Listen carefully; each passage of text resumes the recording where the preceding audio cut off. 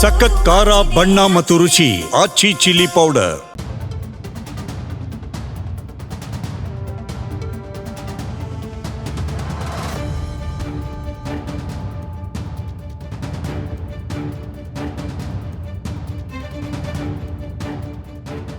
ಬೆಳಗಾವಿ ಜಿಲ್ಲೆಯ 18 ಕ್ಷೇತ್ರಗಳಲ್ಲಿ ಒಂದಾಗಿರುವ ರಾಮದುರ್ಗ ವಿಧಾನಸಭಾ ಕ್ಷೇತ್ರ ಅನೇಕ ಐತಿಹಾಸಿಕ ಸಂಗತಿಗಳನ್ನ ತನ್ನ ಅಂತರಂಗದಲ್ಲಿ ಹೊಂದಿದೆ. ಹೌದು, ಹೆಸರಿನಲ್ಲೇ ರಾಮನಾಮ ಹೊಂದಿರುವ ರಾಮದುರ್ಗದಲ್ಲಿ ಶ್ರೀರಾಮಚಂದ್ರ ಶಬರಿಯನ್ನ ಭೇಟಿಯಾದ ಐತಿಹ್ಯವಿದ್ದು ಶಬರಿ ದೇವಸ್ಥಾನ ಅಂತ ಪ್ರಸಿದ್ಧಿ ಪಡೆದುಕೊಂಡಿದೆ.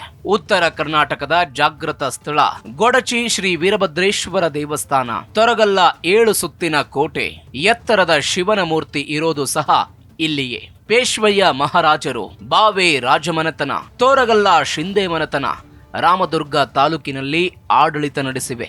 1939ರಲ್ಲಿ ರಾಮದುರ್ಗದಲ್ಲಿ ಅತಿ ಹೆಚ್ಚು ಕರ ತುಂಬುವಂತೆ ಆದೇಶ ಹೊರಡಿಸಿದ ಹಿನ್ನೆಲೆ ಕರ ನಿರಾಕರಣೆ ಚಳುವಳಿ ಮಾಡಿದ ಪ್ರಜೆಗಳು ಭಾವೆ ಮಹಾರಾಜನನ್ನ ರಾಮದುರ್ಗದಿಂದ ಓಡಿಸಿದ್ದು ಇತಿಹಾಸ. ಜನತಾ ಪರಿವಾರದ ಪ್ರಭಾವ ಗಟ್ಟಿಯಾಗಿದ್ದ ಕಿತ್ತೂರು ಕರ್ನಾಟಕದ ವಿಧಾನಸಭಾ ಕ್ಷೇತ್ರಗಳಲ್ಲಿ ರಾಮದುರ್ಗವೂ ಸಹ ಒಂದು. ರಾಮದುರ್ಗ ಕ್ಷೇತ್ರದಲ್ಲಿ ಈವರೆಗೆ 15 ಬಾರಿ ಚುನಾವಣೆ ನಡೆದಿದ್ದು ಕಾಂಗ್ರೆಸ್ 10 ಬಾರಿ ಗೆಲುವು ಸಾಧಿಸಿದೆ.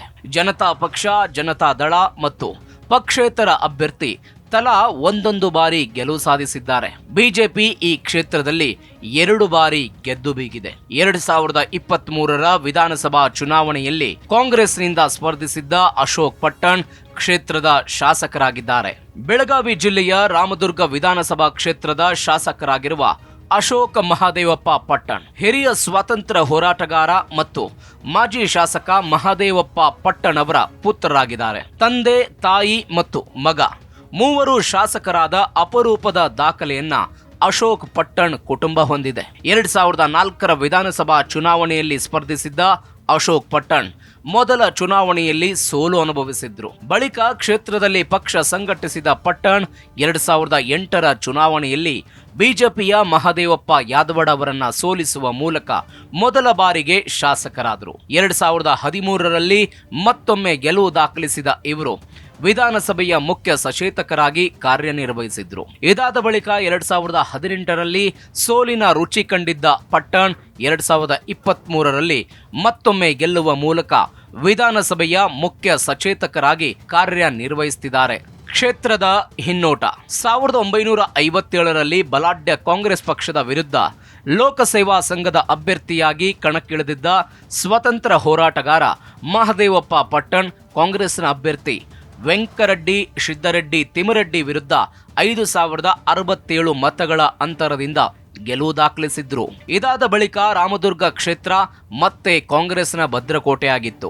1967ರಲ್ಲಿ ಮಹಾದೇವಪ್ಪ ಪಟ್ಟಣ್ ಅವರ ಪತ್ನಿ ಶಾರದಮ್ಮ ಪಟ್ಟಣ್ ಕಾಂಗ್ರೆಸ್ ಪಕ್ಷದಿಂದಲೇ ಸ್ಪರ್ಧಿಸಿ ಗೆಲುವಿನ ನಗೆ ಬೀರಿದ್ರು.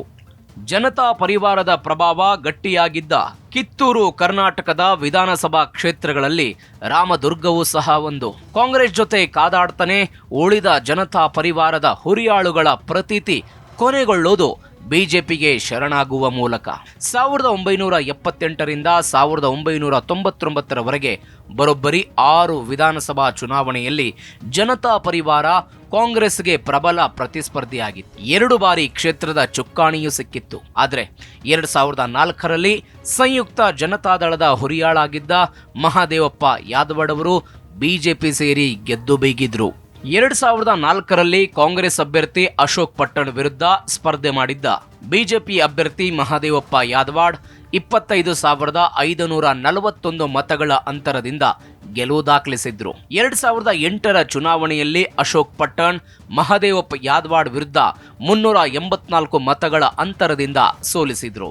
2013ರಲ್ಲಿ ನಡೆದ ಚುನಾವಣೆಯಲ್ಲಿ ಬಿಜೆಪಿಯ ಮಹಾದೇವಪ್ಪ ಯಾದವಾಡ್ ವಿರುದ್ಧ ಕಾಂಗ್ರೆಸ್ ಅಭ್ಯರ್ಥಿಯಾಗಿ ಅಶೋಕ್ ಪಟ್ಟಣ್ ಸತತ 2 ಬಾರಿ ಗೆದ್ದು ಬೀಗಿದ್ರು. 2018ರಲ್ಲಿ ಬಿಜೆಪಿಯ ಮಹಾದೇವಪ್ಪ ಯಾದವಾಡ್ ಕಾಂಗ್ರೆಸ್ನ ಅಶೋಕ್ ಪಟ್ಟಣ್ ಅವರನ್ನ 2875 ಮತಗಳ ಅಂತರದಿಂದ ಸೋಲಿಸಿದ್ರು. 2023ರ ವಿಧಾನಸಭಾ ಚುನಾವಣೆಯಲ್ಲಿ ಬಿಜೆಪಿ ರಾಮದುರ್ಗ ವಿಧಾನಸಭಾ ಕ್ಷೇತ್ರಕ್ಕೆ ಹೊಸ ಮುಖವೊಂದನ್ನ ಪರಿಚಯ ಮಾಡಿತು.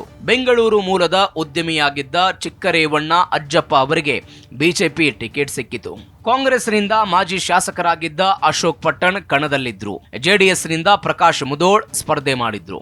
ಈ ಚುನಾವಣೆಯಲ್ಲಿ ಅಶೋಕ್ ಪಟ್ಟಣ್ ವಿಜಯಶಾಲಿಯಾಗಿದ್ದಾರೆ. ಅಶೋಕ್ ಪಟ್ಟಣ್ 80,294, ಚಿಕ್ಕರೇವಣ್ಣ ಅಜ್ಜಪ್ಪ 68,564, ಪ್ರಕಾಶ್ ಮುದೋಳ್ 1,105 ಮತಗಳನ್ನು ಗಳಿಸಿದ್ದಾರೆ.